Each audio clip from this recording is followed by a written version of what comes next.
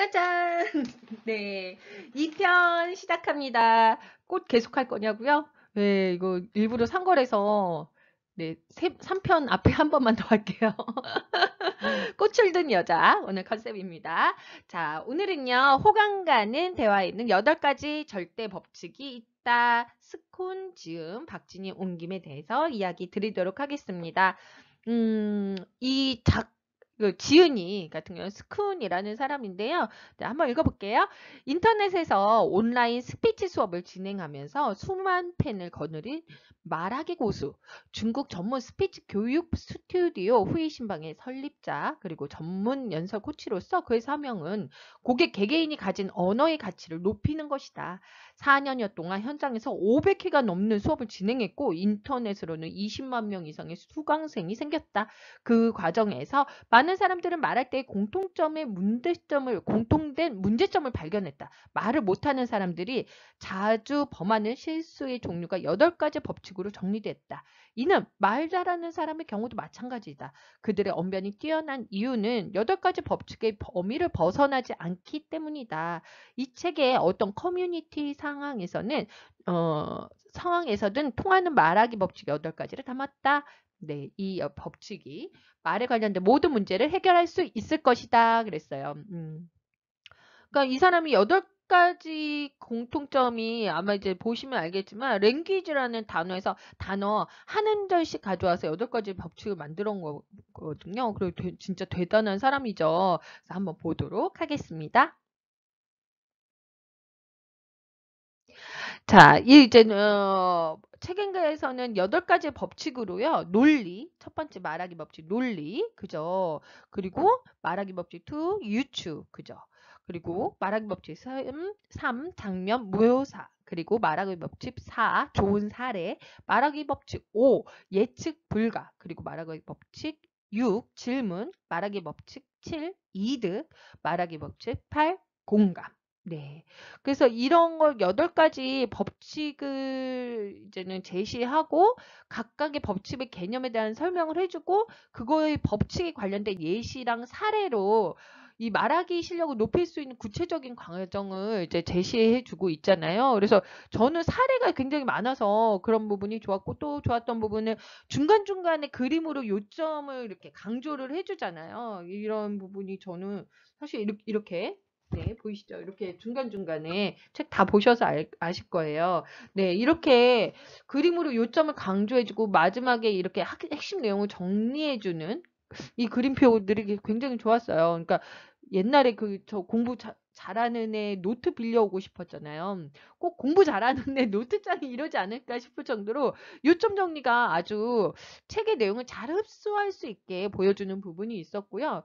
조금 아쉬운 거는 이제는 마지막에 작가의 에필로그 같은 것들이 있었으면 좀 정리도 잘 되고 이 사람의 작가의 마음을 조금 더 이해할 수 있었을 텐데 하는 생각에 아쉬움이 좀 있었어요. 그리고 조금 더 효과적으로 내 의사를 표현하고 싶을 때 약간 교과서처럼 읽어보면 좋은 책이 아닐까 이런 생각이 들었고요.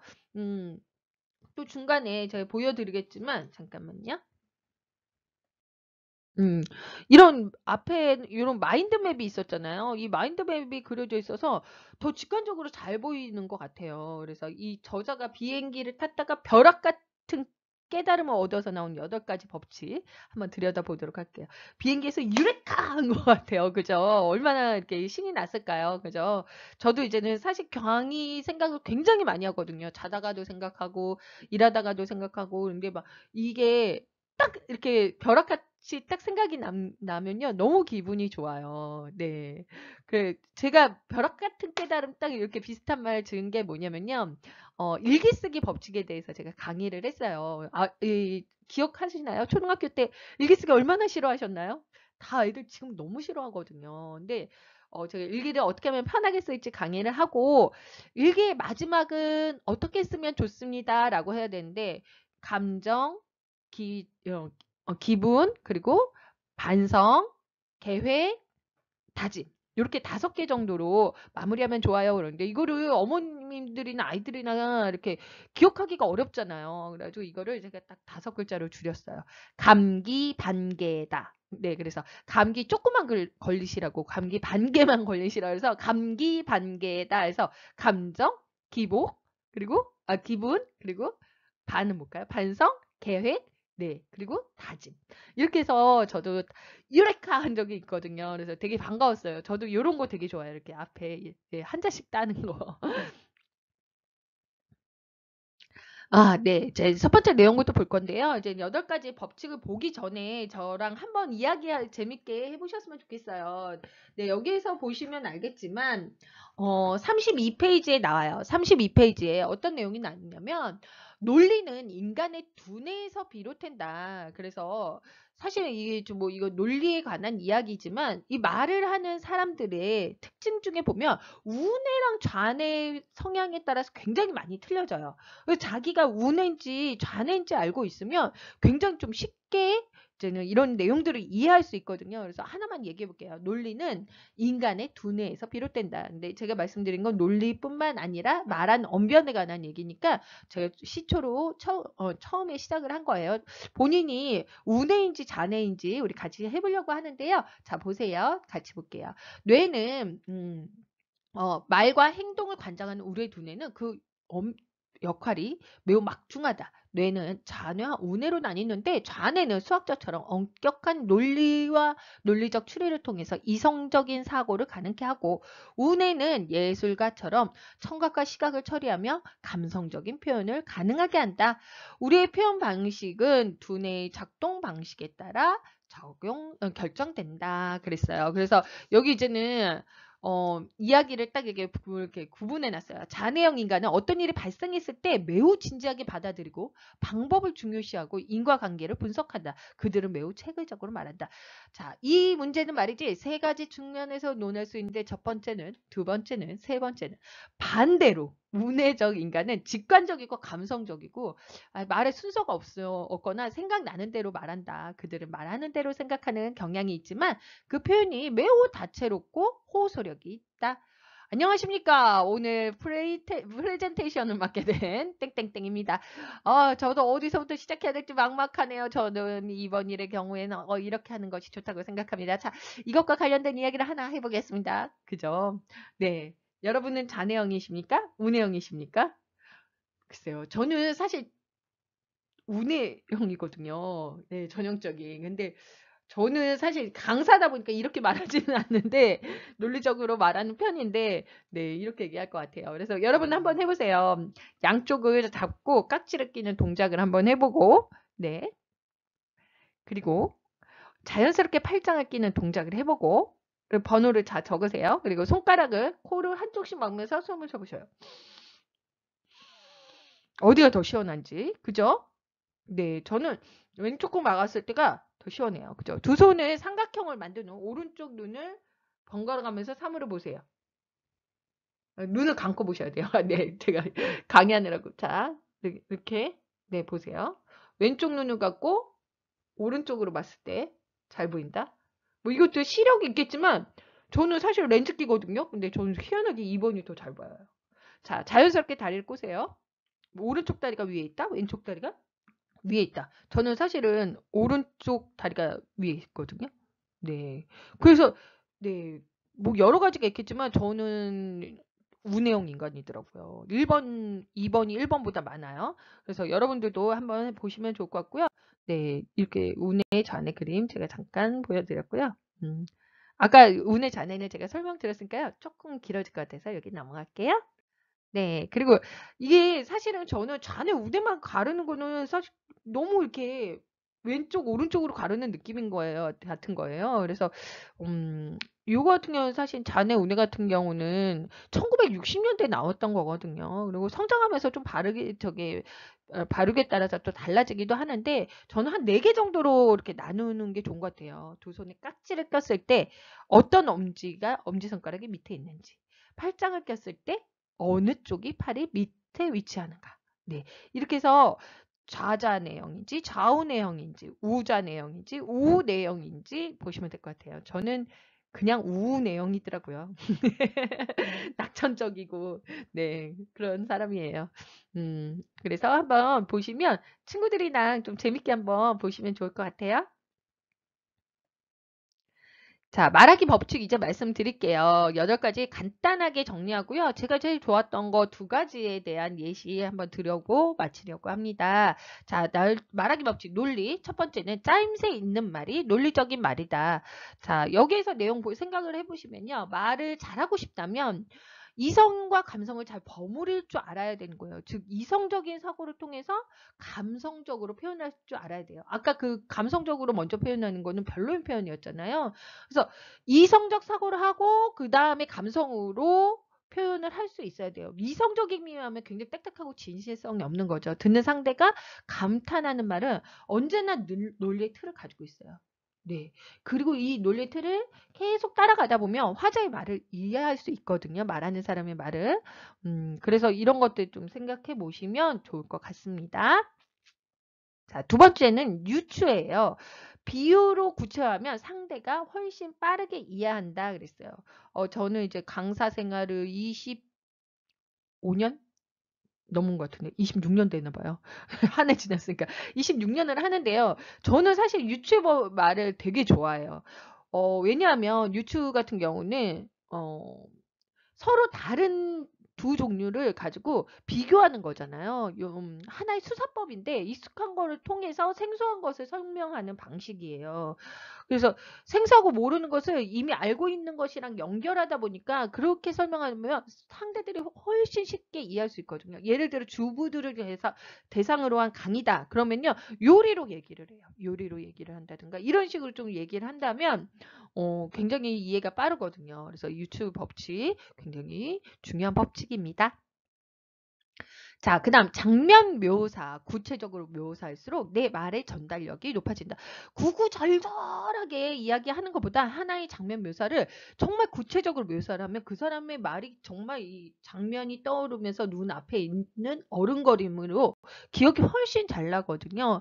그러니까 머릿속에서 이렇게 쉽게 얘기하는 것들을 머릿속에 쉽게 지어지지만 진심이 담긴 이야기 그리고 이렇게 좀 장면을 묘사한 얘기는 계속 마음속에 남아있는 거예요. 그래서 우리는 이런 얘기를 들으면 실감나는 말들을 계속 머리로 그려보게 되거든요. 그리고 이런 것들이 좀 오랜 기억이 남고 그래서 말 잘하는 사람들의 공통점은 너무 추상적인 묘사를 하지 않아요. 어려운 묘사를 하지 않아요. 그리고 소박한 이렇게 정원사처럼 각각의 사물을 조합해서 또 다른 생동감 있는 장면을 만들어내는 것 같습니다. 자, 그 다음 좋은 사례, 직접 겪은 체험담으로 감동을 전한다. 자, 이 자기의 경험담을 이야기하는 건요, 되게 진실성을 높여줘요. 그리고, 사람들이 사례나 이런 이야기들을 활용하면은 사람들이 굉장히 신선하다고 느낌을 받아요. 그리고 내가 전달하고자 했던 말들을 더 강렬하게 기억할 수 있어요. 이야기들은 상대의 신뢰도를 높여주고 내 경험이라니까, 그죠? 내가 가진 가치관을 전달하는데도 굉장히 효과적인 도구예요. 근데 이렇게 그저 간단한 사건만 언급하고 넘어갈 뿐, 뭐 드라마 같은 이렇게 느낌으로 재구성하지 못하면 사실은 좀 이렇게 논리성에서 좀 떨어질 수 있거든요. 그러면 좋은 이야기를 만들려면 좀 논리적인 것도 여기에 바탕이 좀 돼야 된대요. 사례 위주로 하다 보면 이 논리적인 것이 없어지기가 굉장히 쉬운 것 같아요. 그래서 주의할 점은 그런 것 같습니다. 자, 그다음 예측 불가. 장시간 동안 변화가 없으면 집중을 잃기 마련이다. 사실 저도 이렇게 여러분들한테 강의를 드리는 것 중에 제일 이게 장시간 동안 변화 없어서 집중력 잃게 할까 봐 그게 가장 고민이에요. 그래 가지고 이런 꽃도 막 갑자기 등장하고 막 제가 이렇게 얘기 드는 거예요. 예측 불가하셨죠? 예. 그래서 이런 것들을 보니까 그런 생각이었어요. 그러니까 옛날에 영국에 영국에서 이런 평균 집중력 수준 실험을 했어요. 10년 전에는 12분이었던 집중력이 지금 5분으로 반 넘게 대폭 줄어들었어요. 그러니까 사실 현대인들이 지금 집중력을 굉장히 떨어진단 말이에요. 그리고 저도 이렇게 말도 되게 빨리 하고 이제 막 강약을 주고 막 이러거든요. 근데 사실은 저는 10년 전에는 이렇게 말이 빠르고 막 이게 이런 거 꽂고 여기 이런 거 꽂지 않았어요. 근데 이렇게 온라인이다 보니까 정말 예, 집중력을 끌어일으키기 위해서 굉장히 좀 예, 많이 애를 쓰고 있습니다. 근데 그러기 위해서는 일상에서 예상치 못한 일이 생기면서 사람들이 이제는 관심을 쏟게 되는 것 같아요. 그래서 내가 할 말들을 약간 이런 쪽으로 설계를 해주시면 좋을 것 같습니다.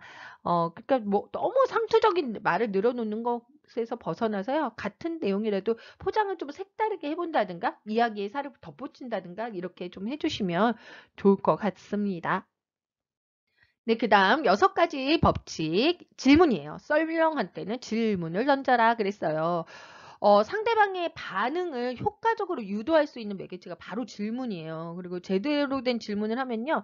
절반은 성공한다는 말을 좀 생각해 주셨으면 좋겠어요.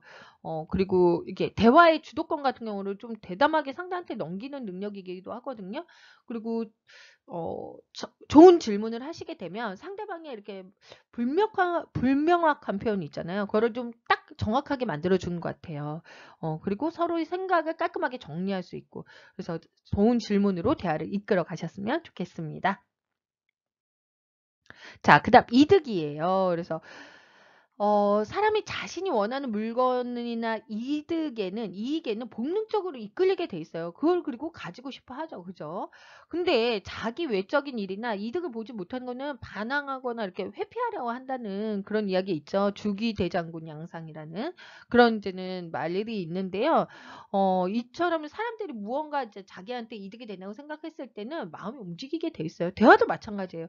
자신에게 이득이 된다고 생각하면 그거를 갖다가 이제 이렇게 듣는 거죠. 근데 그러지 않으면 이렇게 뒷짐지고 짓게 되는 거죠. 그래서 상대방을 설득시키기 훨씬 더 수월해지기 때문에 이득이 있는지, 이 사람이 어떤 이득이 있는지 그거를 좀 파악을 해주시면 좋을 것 같습니다.